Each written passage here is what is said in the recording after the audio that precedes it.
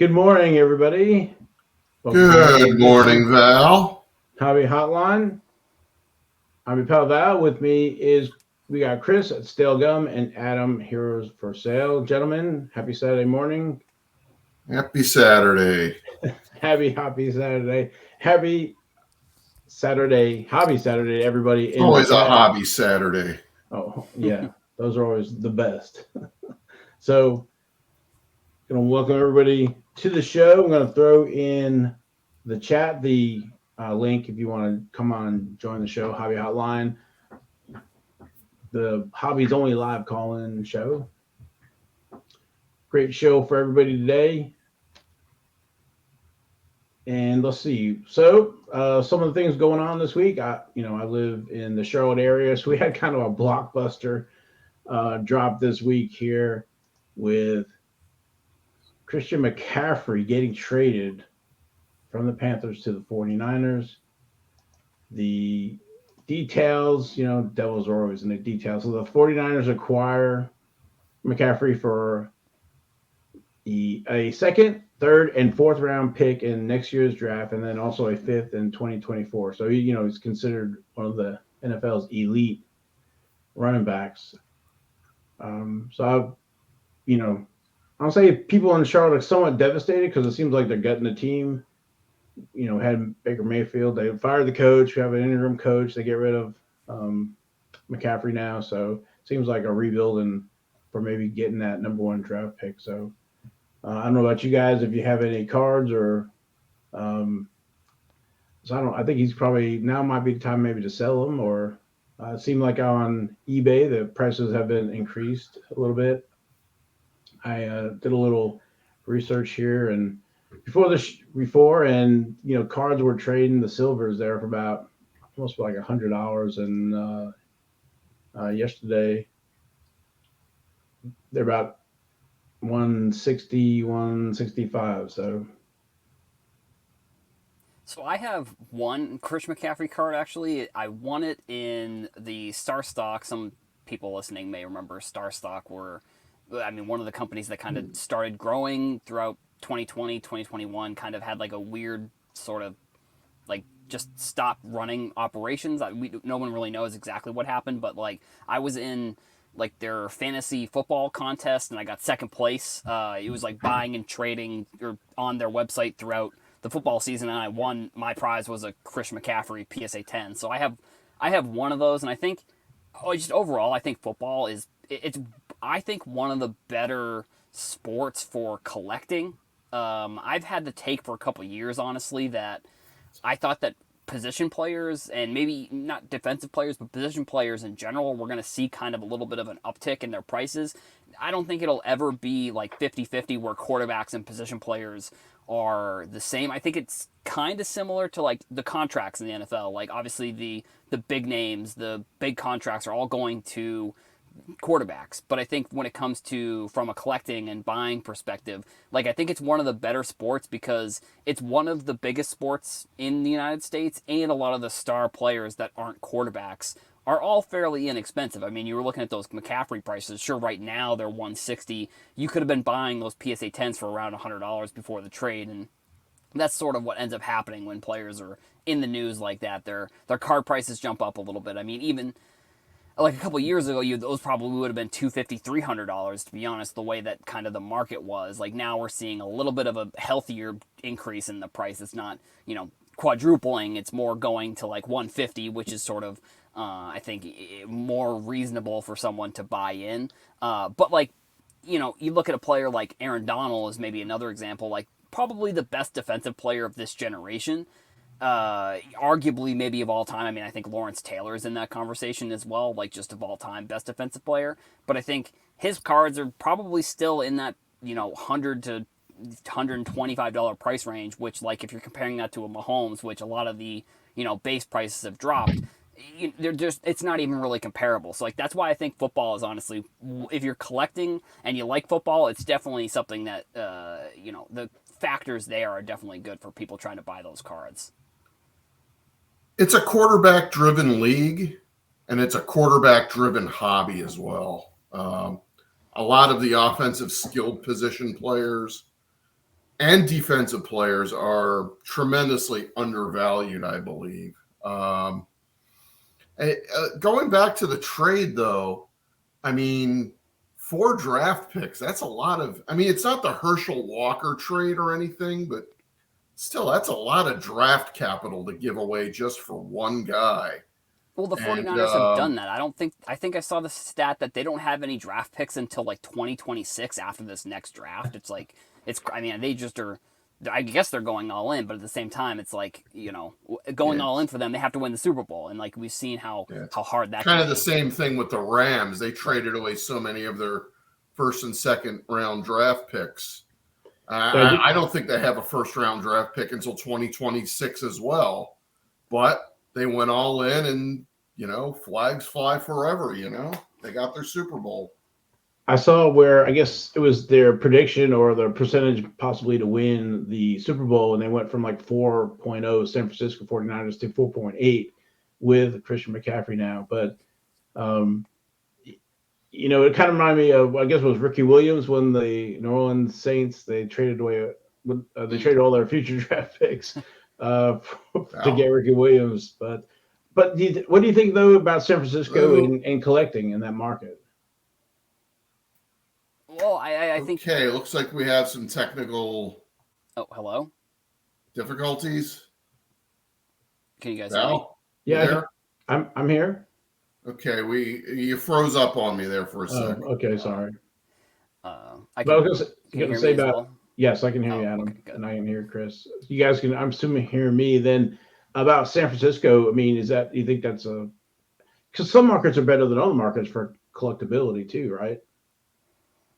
I think like California is such like an interesting state when it comes to sports because it's like you have some fan bases that are pretty diehard. I mean, I think like the Warriors, Lakers, Clippers, maybe you could say, and that's basketball. But like with football, then you have some fan bases that like literally could care less. Like, the thing that surprised me the most, the opening night with the Rams, they had the ceremony, they had the ring ceremony, and this isn't about San Francisco, sorry, but it's more just like California in general with the diehards. But like the Rams had their their banner raising ceremony, and literally the stadium was half empty. It was so pathetic. I was like, if a team in any other place won the Super Bowl, like the place would be filled 3 hours before game time, and the Rams can't even. And I understand it's 4 o'clock, but it's like just take all these Rams people, just take the time off, just go to the game. Like if you have tickets, go to the game, whatever. But like San Francisco, I would say is definitely more on the spectrum of like fans who are actually fans of the team.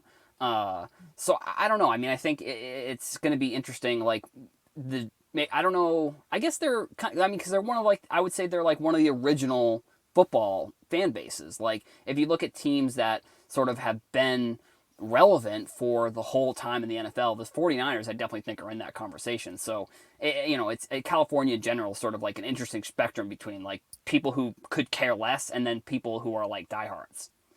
To be fair to all those Rams fans, it was rush hour on the 405.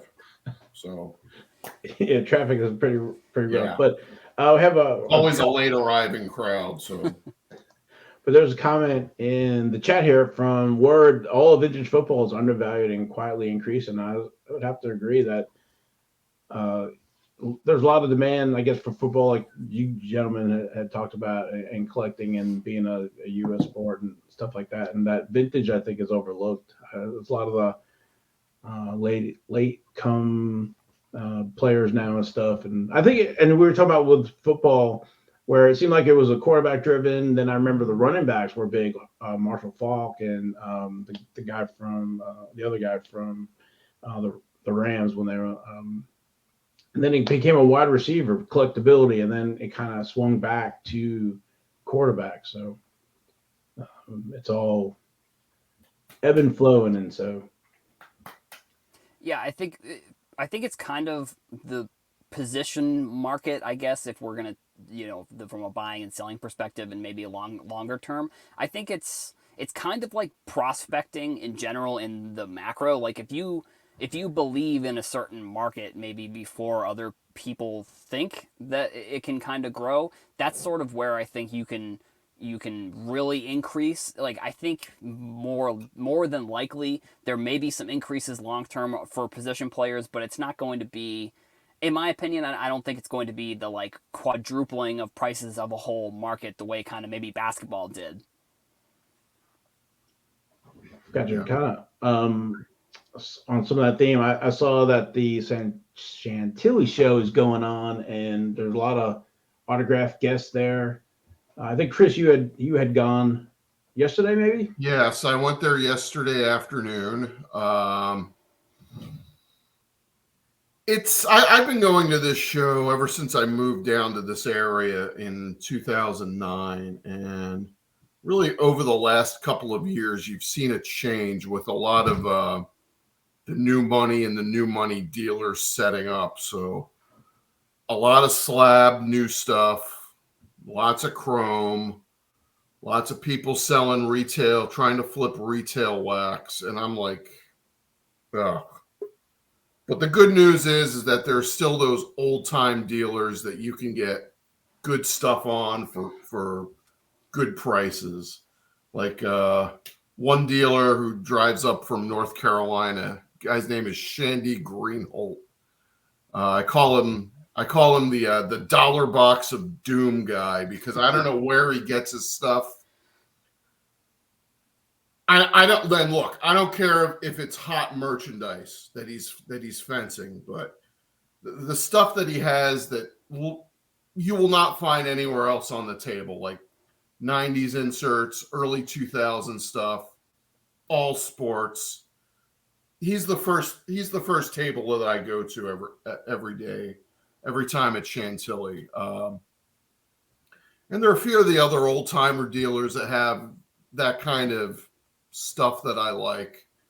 But every once in a while, you'll find a table that you'll find a few cards that you've always heard about but never seen. And one of them that I found, this is a card that I've been looking for close to at least 25 years. This is the 82 Al Habrowski error card.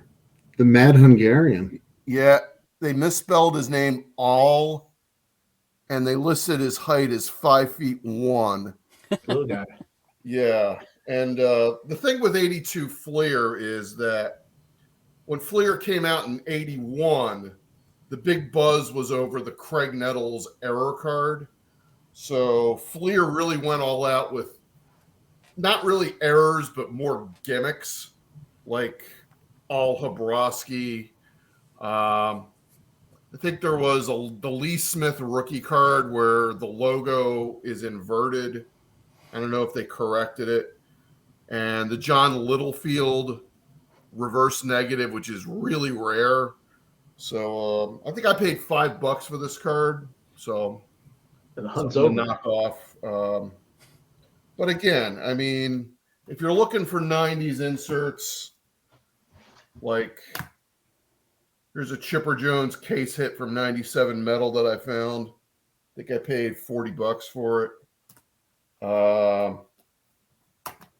Lots of 97 Rose Zeros. I am slowly but steadily knocking off the 97 Flair set. Again, these are like $10, $20 cards a pop. Lots of good stuff. And it's one of the better regional shows in America. And those of us in the Northeast, we're kind of lucky because we have our pick between Chantilly, the Philly show, and White Plains. And those are three of the best regional shows, I think, in America. So, Hey, we got a caller here, or video caller, Danny. How are you today? Hey guys, I wanted to jump on and talk about Chantilly, but Chris just covered it actually fantastic.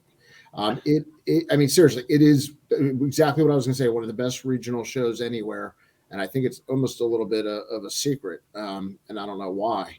But I got in late last night and walked the floor this morning, and one of the dealers. I mean, I will say the dealers are really friendly, and just my son got a box of Pokemon wax, so of course we had to rush back so he could break that open. If we're still here for fun. Now, do you get any of the autographs?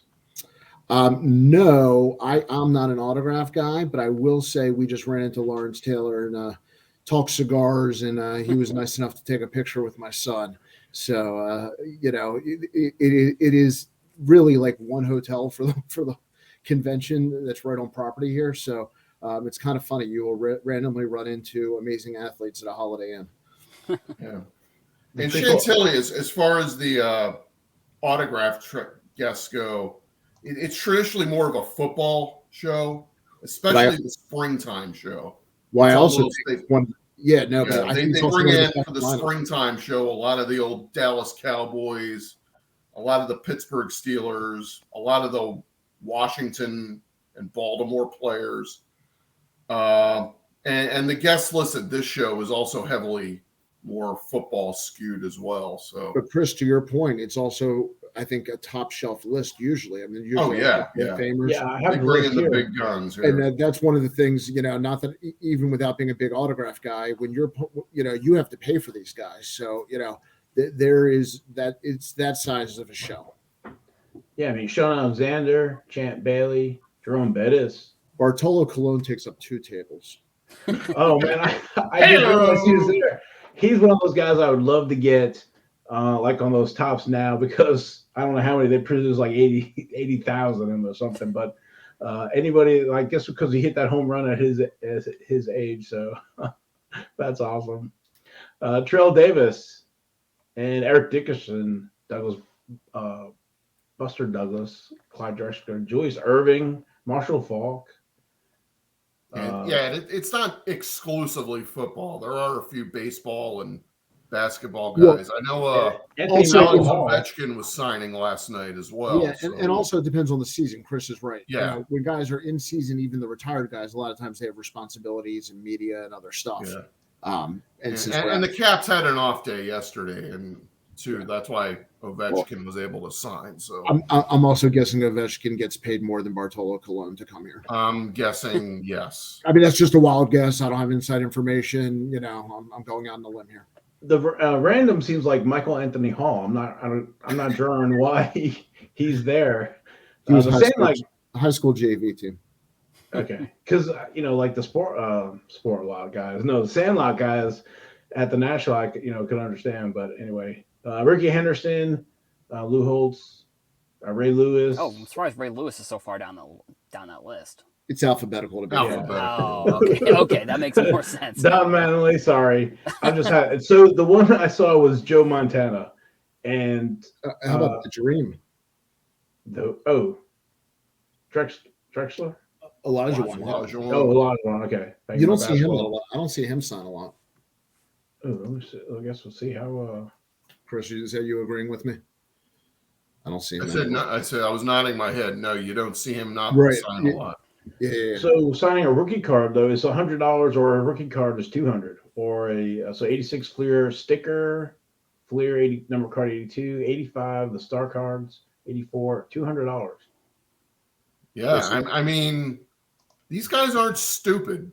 I mean, they know that a rookie card is valuable. An autographed rookie card is even more valuable. And yeah, now you're looking at Joe Montana. Yeah, so I was going to say Joe Montana, he's $250, but if you want a rookie card signed, $900. Well, can I give you a stat? There's a Pop 1 Joe Montana PSA 1010.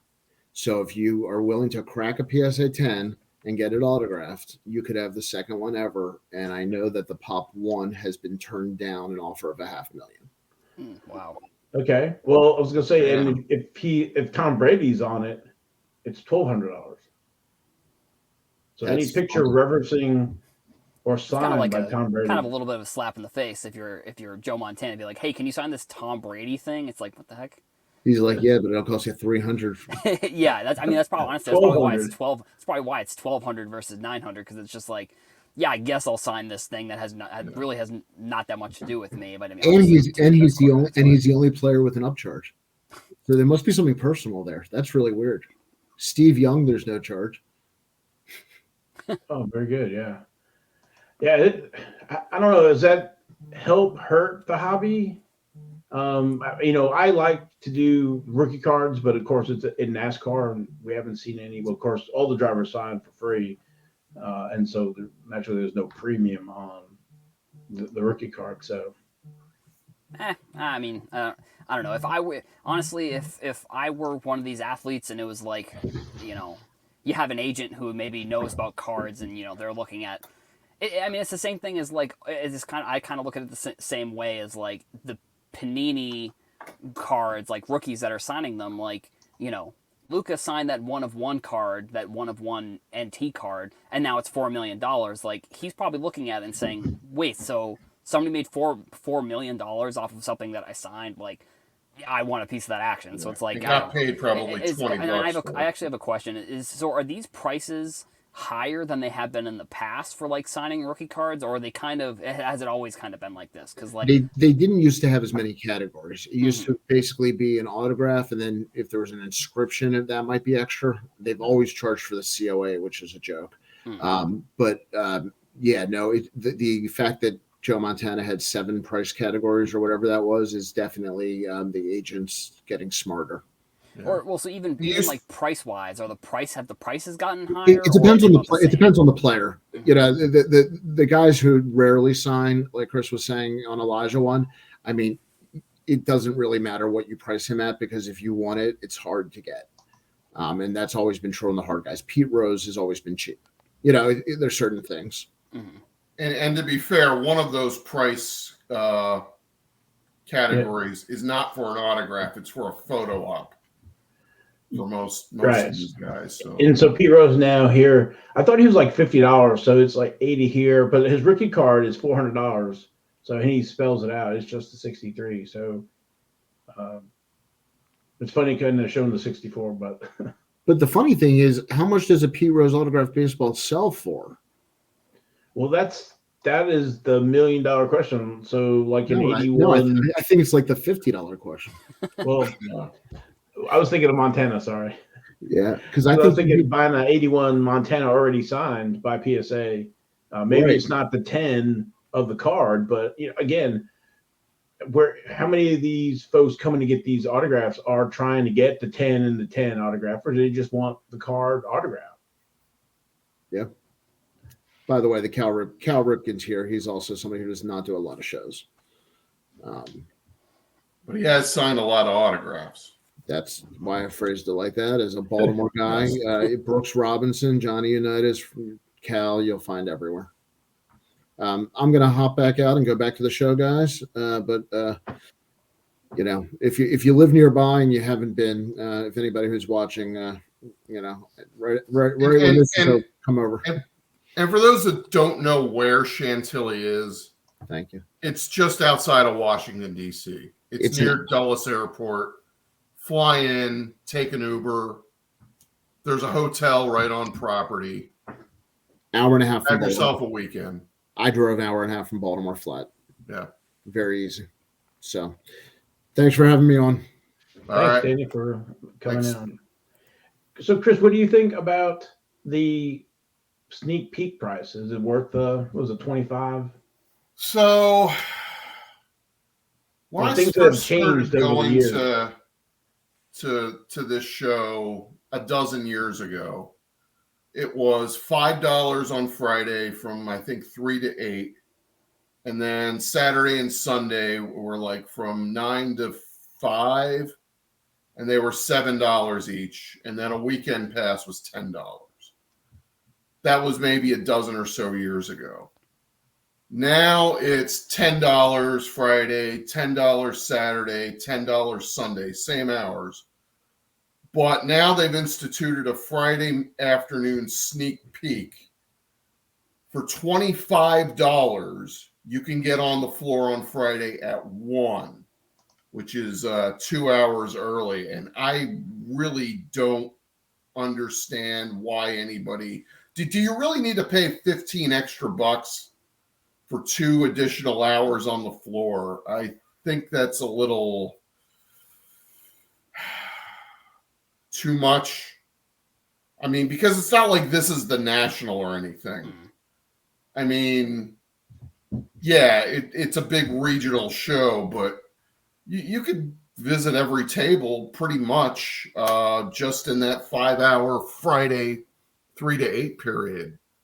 So I got to the parking lot around 2:30 to pick up my will call ticket.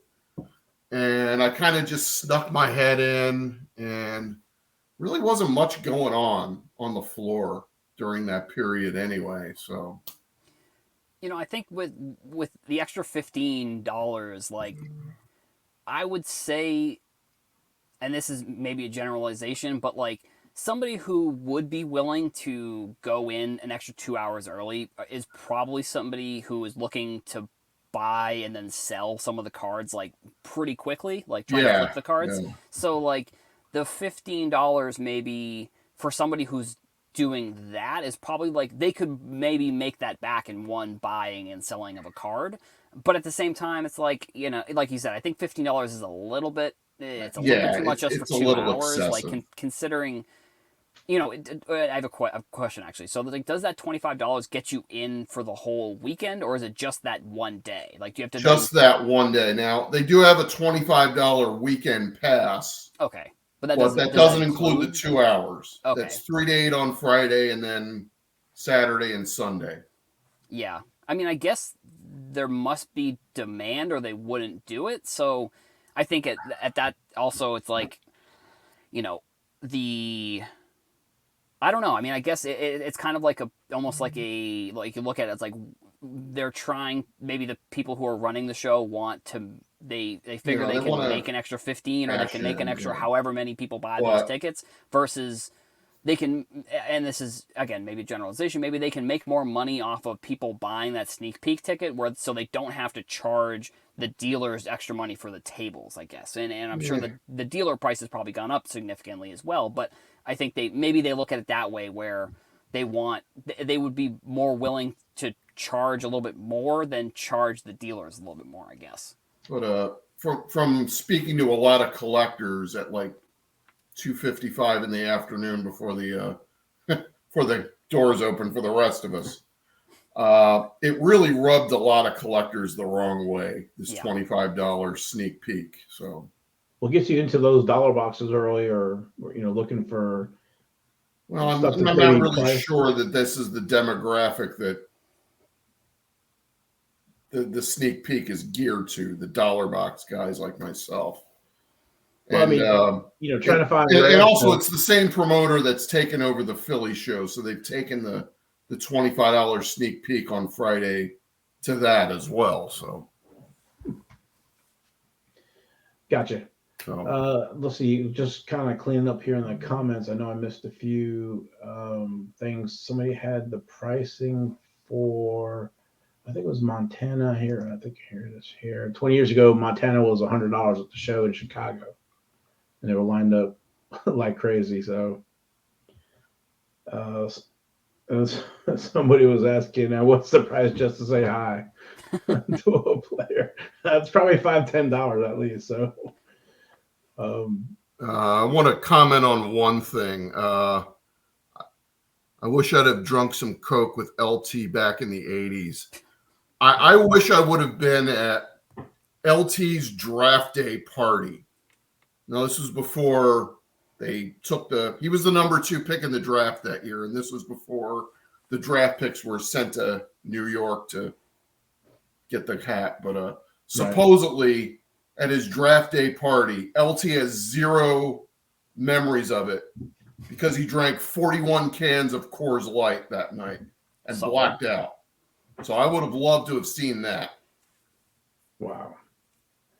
I mean, Coors Light, it's a light beer, but still 41 cans of it. That's impressive. That is impressive. Our Rex is answering the question here, and especially shout out to Rex and the card shop there. But the Anthony Michael Hall starring Johnny Be Good, which was a football movie, so that solves that. He was also on Saturday Night Live when he was like 16 or 17, and did a lot of '80s Brat Pack movies. So, Well, I just remember him from was it National Lampoon's Vacation. So, yeah, yeah. and let's see, keeping with movies, I don't know if you guys have seen that there's a Adam Sandler film coming about sports cards. I guess be filmed for Netflix, so I guess it's in the early stages right now. But um, it's in the world of sports cards and directed by the folks who directed Uncut Gems. So good, bad for the hobby. Mm, Can't hurt. yeah, I mean, I think I. I mean, I think if you look, I mean, I don't know. I think it's gonna be. I think it'll be good because Uncut Gems is a pretty good movie. I think it'll be, there'll probably be some athletes in the movie, so that'll be cool.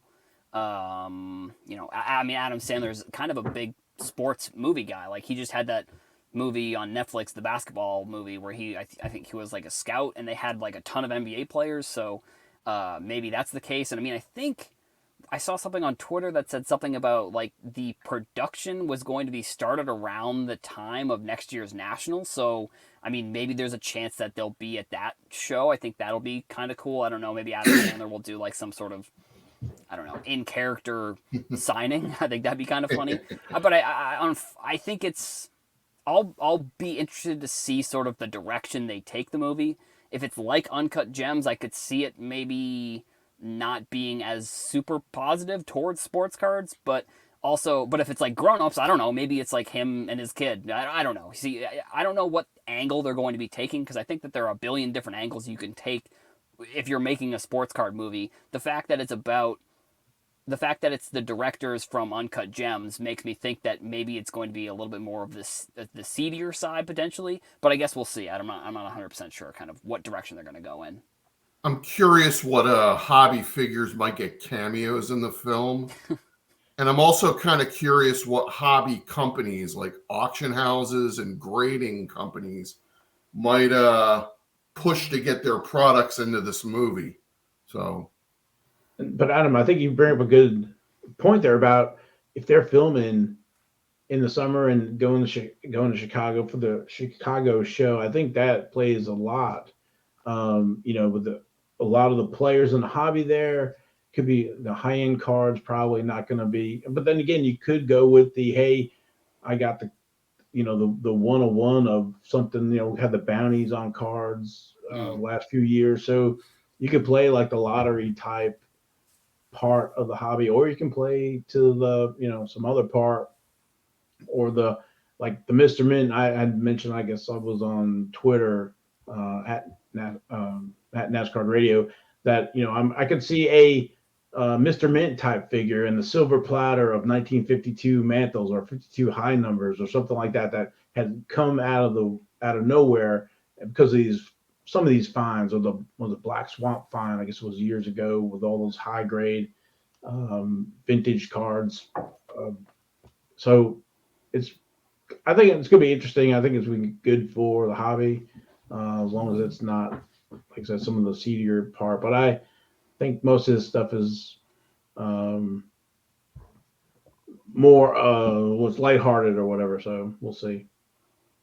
Yeah, I mean, also, I don't know. I mean, maybe I don't know. Like I said, I'm interested to see what the direction they take is. Like, does it turn into like a I don't know, like a true crime movie? Like, is there? Because I mean, it would be naive of us to not think that there's crime sort of that's unfortunately going on in our industry. I mean, that's just the case with any industry, like whether it's NFTs or if it's stocks or if it's and Beanie Babies. I don't know, but it's like any type of kind of collectible industry has unfortunately people who are you know in it to defraud people. Unfortunately, like and that's sort of I could see it going that way. I could see it being something where maybe he's trying to collect the 52 mantle PSA 10 and he's I don't know I'm interested to see the direction it goes in. Hopefully I think it'll be positive and negative for the hobby just because I think it's going to obviously shed a lot of light, but where is the light going to be shined is maybe the thing that I am a little bit nervous about. But also, like, if it's a good movie, then it's a good movie. I don't know. I mean, we'll see. Yeah, I'm maybe. curious to see if this is just uncut gems, but swap out jewelry for high-end cards. And if Kevin Garnett gets a cameo. Yeah. Well, there you go. I was going to say maybe it's a case of 86 Fleer basketball and, a theft or something, or, bank robbery or something where they had 52 high number PSA or 52 PSA 10 set or something gets stolen, or I don't know, Horace Wagner, or all the big, the Mount Rushmore of cards or whatever. Yeah, So maybe it's like The Departed, where like he's a high end sports card robber, and then he robs people, and which that would be kind of wild. But I don't know. I mean, like I think it'll be cool. I hope. yeah. And then one of the folks in the chat, a collector's dream, that Ken Golden is also doing a collectible series soon. So we'll wait to see if that's going to be like a Antiques Roadshow or something, or if that's going to be a Pawn Stars or something where that kind of show goes. So I don't know if do you guys watch The Card Life at all? That's a show. I live in an area where we don't get that show. We don't have like a Bally Sports affiliate that airs it. So I have it saved we get on the streaming where it'll grab it when it's on. I can't remember the pitcher's name, but they have different segments where they open cards and then also visit one of the grading companies.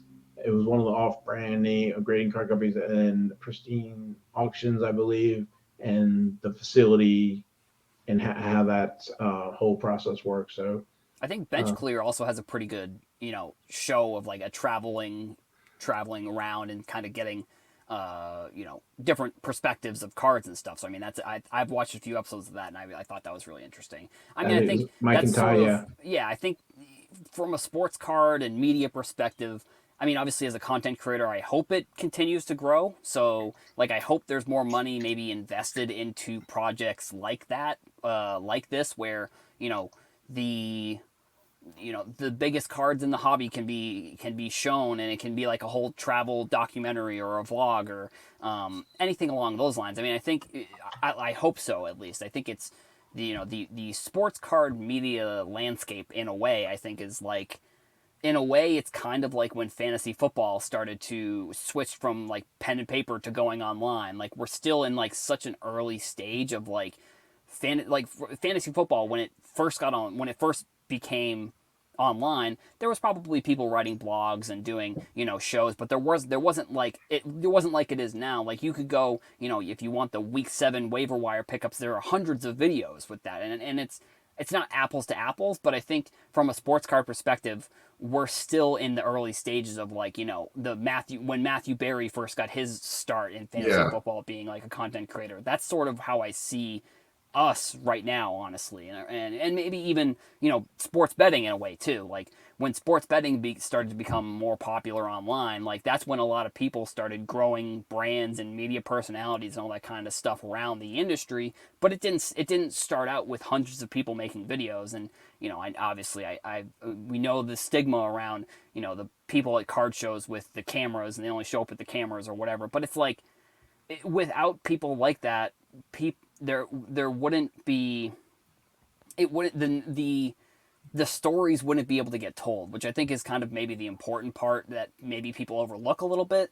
And I don't know, those types of the people that don't really like that, maybe they don't want the stories to be told. I don't know, but it's like the stories are being told now, and we're gonna look back in 10 years, and this is going to be the first steps. It's good, I think, for the industry to get more eyes on it, for, I mean, hundreds of different reasons. Yeah. Yeah. I want to respond to a comment Yeah. about John Cena going to do a card show, which is true, but we can't see it. He'll walk in and out, and no one will even know he's there. Nobody got that. Okay. All right. I was going to talk about like some of these stories, and Adam, I don't know how long you've been in the hobby, and I know Chris will remember some of these where there was like an old convenience store that had shut down for years, and then there were still unopened boxes of packs, and so that came out to the market. That's really cool. Some of these other finds. Um, what was it 64? Was it 64 stand-ups or something like that? There's a whole box or two of those had come out. There was a big case find or a few cases of 75 minis that had come out. So I love hearing some of those stories, and like the Black Swamp Final, which I had mentioned, and uh, what was the other one? I get no, it was that one where they had the father. They owned a butcher shop. This was, I think, it was a Black Swamp Find, and they used them as promos. So somebody must have come selling these. So I guess when you bought some meat or whatever it was that you gave out, and so but they were put up with the cloth or rope bands on them into the attic and kept, and they were super pristine and forgotten about for all those years. So those are the great cool stories that talk about the Yeah. issue, and just over the years, or cards found behind walls, and stuff. So Yeah, I think these stories are going to start being told. I don't know if it's necessarily maybe a media company has to come in and invest in production for these stories, but like the industry is the industry, in my opinion, is just too interesting, like for people not to care. Because also, if you look at it, 90, I don't know, I'm not going to put a full percentage, but I would say like 80 to 90% of kids growing up had something to do with sports cards. So it's like there's always some story of somebody who grew up collecting cards with their parents, or they grew up and now they're collecting cards with their kids. Like there are unlimited stories about these types of collections, and each one has their own kind of special place. And like, so it's I'm hoping in the future we're going to continue to hear these stories of people growing up and with the cards and all this kind of stuff. And I mean, even like you were saying, like finding cards behind a wall, or maybe it could be any number of things. I just think that there are unlimited amounts of stories where we haven't even heard them yet, or we don't know Yeah. them. Like maybe we know sort of the lore, or maybe that, but like we don't know we don't know the story of like the I don't know anything random. There's unlimited stories about like cards that I think eventually one day will all be told. Yeah.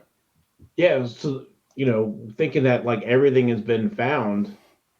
This 52 mantle has been CSG has put on their blog. I think it was their blog about the 52 mantle being graded. It's a three, but you would have thought everything has been found, but it's not. Now, Yep. I don't think it was that particular card I think there was because another one that got an 8. yeah, they just graded one an 8.5, Okay. and apparently this was crossed over from another slab, and they didn't tell which company's slab or the grade it was, but it's these kind of cards that give grading companies credibility. CSG is still a relatively young grading company. I mean, granted, they did poach a lot of their workforce from BGS, but CSG really wants to be that that third major grading company, and if people are sending their cards to CSG, and they're selling for, and if they sell for 7 digits, that they graded it an 8. I thought it was an 8.5. I'm sorry. I just sent the video. I just sent the video in the group chat. If you want to either pull up a still from that, it's the new graded one. Sure. Which chat? Oh, the Twitter. Oh, all right. I gotta go on the other. I think it's. I mean, I think it's great that CSG is sort of I think that they are they're at this moment. I think it's the type of company that could. I think PSA will always be number one. I think Beckett Beckett will always be number one for RPAs, but when it comes to like regular base cards, if in 10 years you were to tell me that CSG is number two, I wouldn't be surprised. Like, I think SGC has done a lot to get into that top grading conversation, but like, I think at this point, any grading company could come in and, you know, and even SGC has been around for a long time, but they over the past few years they've done a really good job, like with social media and just media in general. So you know, if you were to tell me in 10 years it's PSA number one, or CSG number two, SGC three, BGS four, like that wouldn't be surprising to me. And I mean, I think when you look at BGS, I think it's kind of the old, like, it's like a meme online. It's like how to make $1 million. Either you sell a million units for $1, or you sell 10,000 units for $100. Like, BGS is pretty firm in like their kind of RPAs. Like, a lot of big RPAs are all in BGS slabs. So like they probably look at it and say, well, if people are continuing to send in these RPAs that we can charge a decent amount for, you know, we don't have to worry about grading base cards. We don't have to worry about trying to grow our base card inventory, because they can grade one RPA, which could equal, you know, in theory, 100 different base cards. So it's like, why would you want to do more work for less money? I guess is sort of how I look at it. I think BGS is going to wind up being what SGC was maybe about 5 or 10 years ago, and kind of a niche boutique grader, specializing in certain cards and specializing also in a certain audience as well. So not that that's a bad thing, right, either. So here's the image of so it was an 8. I thought it was an 8.5. I apologize, but yeah, I mean, if people are sending their cards like this to CSG to get graded, I mean that makes CSG that much more credible in the eyes of others, and is going to lead to them sticking around a lot longer. They're not going to wind up like a GAI or an SCD. So I think they also have, they sort of have like Fanatics in a way. Like, I think CSG, like if you look at who is the venture capital and like who's funding a lot of these things, like a lot of between Fanatics and CSG are kind of intertwined. Like, because I know that CSG, not the sports card section of it, but like the actual company is owned by a investment firm. I believe that's partly invested by Jay-Z, who we know that Jay-Z is sort of involved in Fanatics as well with like Michael Rubin. So it's like, you know, where does that kind of come in? Like, is there, I'll be interested to see if there's ever some sort of partnership between Fanatics and CGS, or if like they will always be separate entities. But like there is a little bit of a connection there. Parent company BlackRock. That's right. Sold to BlackRock, and that's like Jay-Z's investment firm, I believe, or it's either Jay-Z's or he's an investor in BlackRock. He's part of it. I don't think he's Yeah, BlackRock is pretty big, but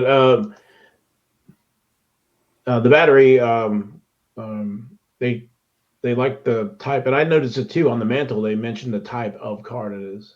It's a Type 1, but I believe it has to do with the back, right? They actually spelled out. I think Andy Brome, who was CSG's lead grader and used to be the lead grader at BGS, actually spelled out that mantle was double printed on the sheet. So when they went to print the cards and had two mantles on the sheet, there were some differences between the one mantle and the other. And the main tell is the direction of the stitches on the baseball surrounding the card number 311. On the Type A cards, they go one way. On Type B, they go the other way. But there are other tells as well, such as the E on the Mickey Mantle autograph on the front kind of cuts off on one type versus the other.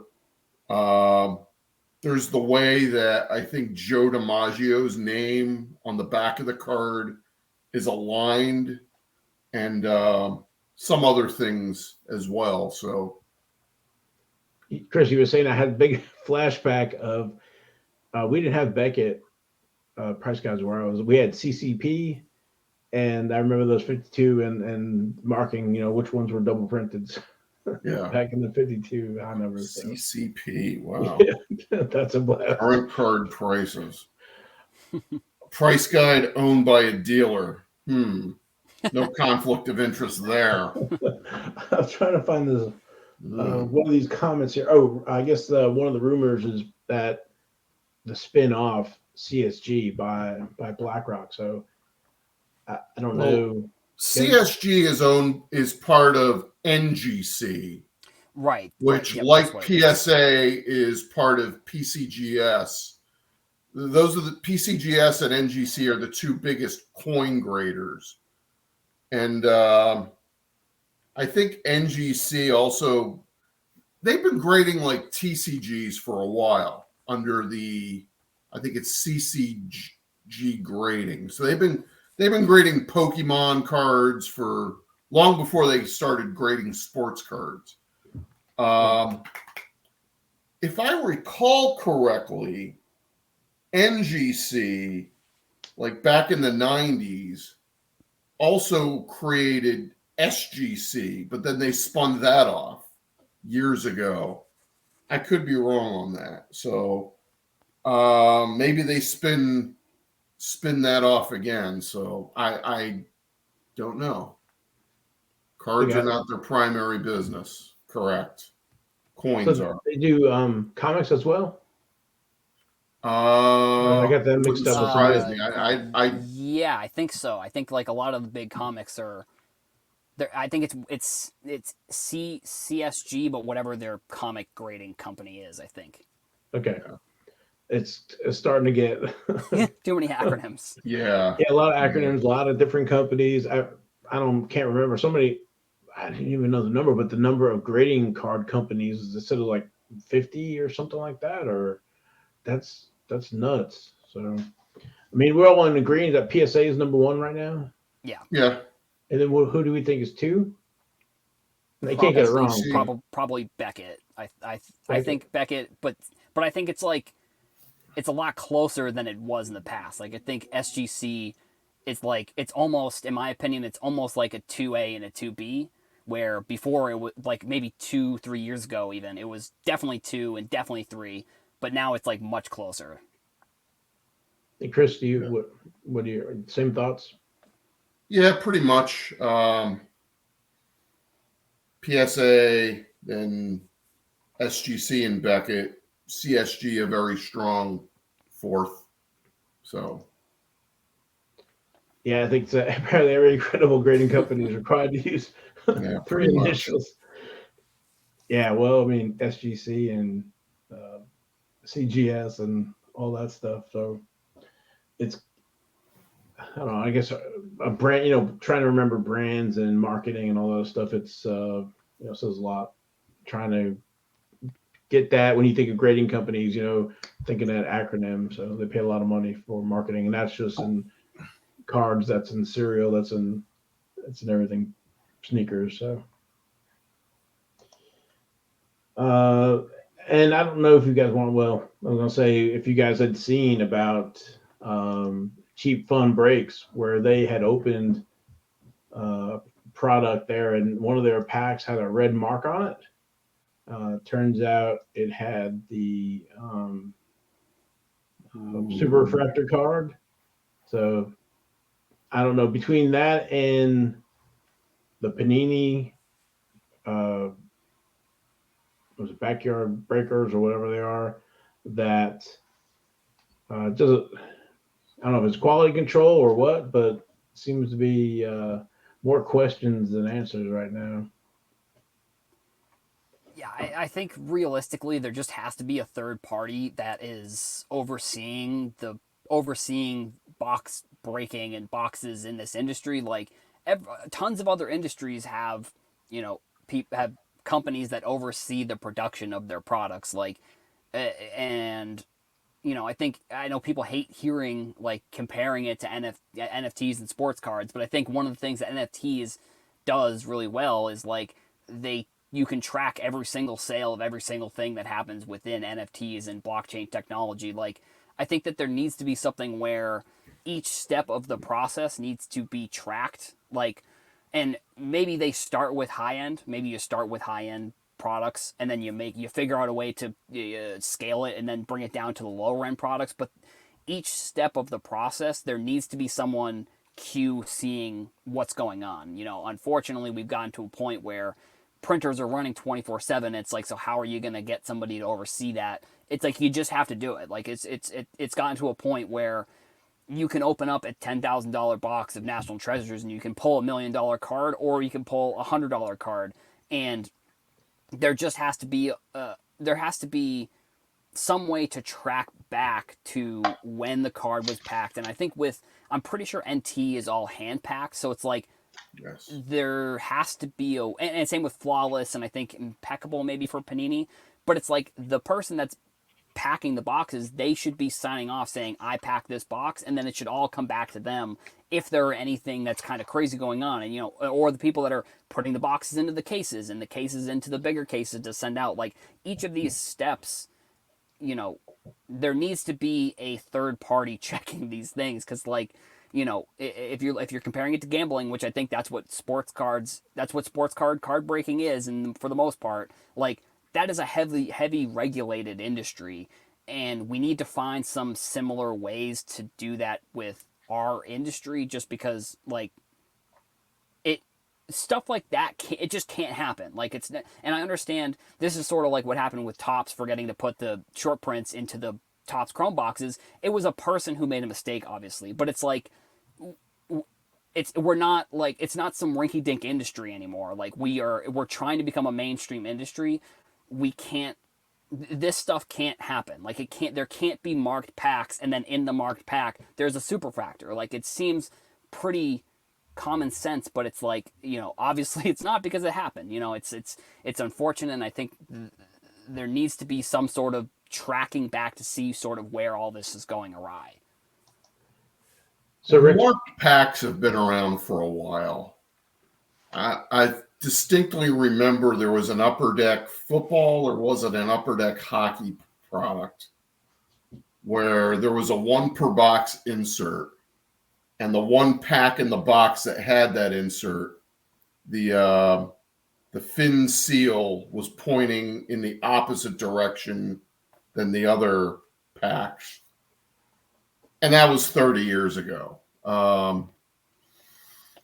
As far as the hand packed high-end products, I think with both Panini and Topps, they actually send a representative to the two card factories in Texas, and they actually either oversee the hand packing, or they actually pack those products themselves. So NT is packed by hand, but it's packed by Panini representatives at that factory.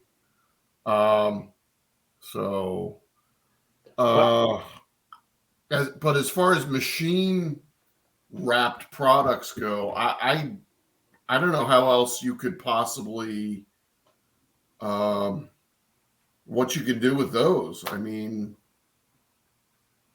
well, I think Adam has a good point, and Chris, you do too. So without any kind of transparency or any kind of record keeping or whatever, everybody's kind of left to make assumptions, good, bad, or whatever. But if Panini or Topps had documentation where people certified off that, hey, these are the people responsible for overseeing this product, or there's these people or accounting firms have certified that the odds were all met for the runs, that just takes out guessing and conspiracies and stuff. So it makes it more transparent. I think, this kind of stuff will go away, because, hey, with the backyard breakers or whatever it is, like, they could point to, okay, this is the shift that did this, and these are the people or the representatives, and these were the odds, and this was the sample that they took. I don't know if but to the sample, then they could just basically say, here's the documentation, and these people certified with it, and there's no mischievousness going on. There's one other thing too that I think we ought to mention. This was Bowman Sterling. And the way Bowman Sterling is packed is that they put the pack inside a mini box and then pack the mini boxes inside the hobby box. So, and the mini boxes themselves are sealed individually. So, yeah, the inside of the pack was marked, but if you're buying an individual pack from at your local hobby shop, you would never know that until you crack the seal on that mini box and pull out the pack. So as far as this being a marked pack per se, I again, because it's inside of one of these mini boxes, there's no way you'd be able to tell that.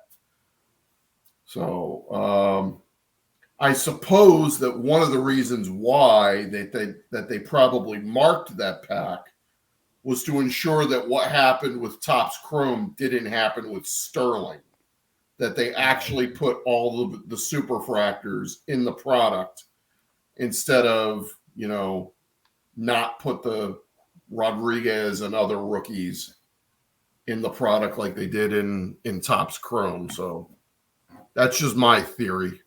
So.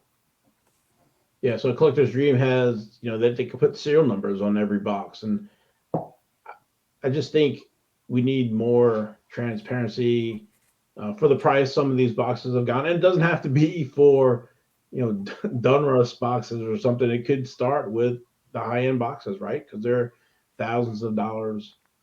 And you just everybody wants a fair shot, I think, and make sure that there's transparency. Yeah. There might not be any shadiness going on. Right. But they can't. I think with the documentation, they can prove that, hey, there's nothing going on, and it actually helps defend them. Right. In my opinion, I think it's sort of.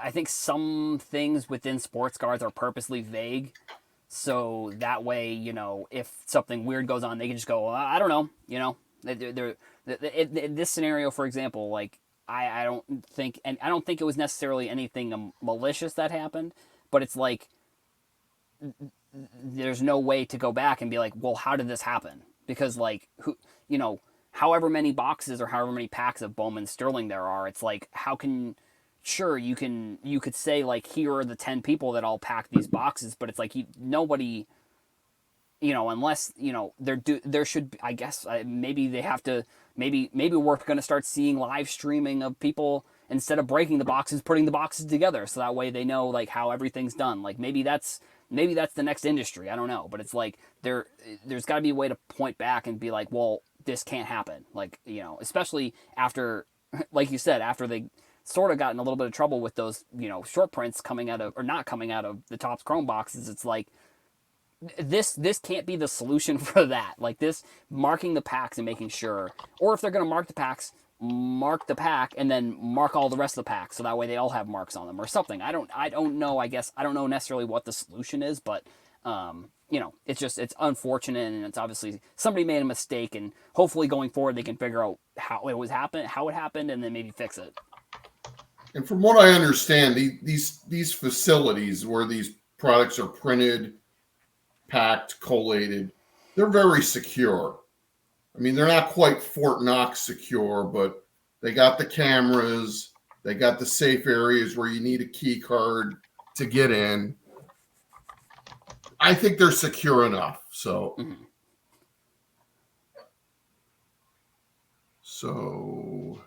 Well, guys, I think we've actually gone over. So, but when you guys were talking, maybe I was looking for a photo of the old, and I'm sure you guys have seen it, where the ladies were packing out the boxes and stuff, and they were coming off the conveyor belt. Right, yeah. Topps Factory, I think it was. So, it's come a long way since then, right? Yeah. So, but guys and girls, thanks for watching Hobby Hotline today. You can catch another show on Tuesday at 9 p.m. on the Hobby Hotline YouTube channel, also on Twitter and Facebook, I believe. So, but from me, Chris, and Adam, thanks for watching and have a great hobby weekend. And keep on rocking in the free world.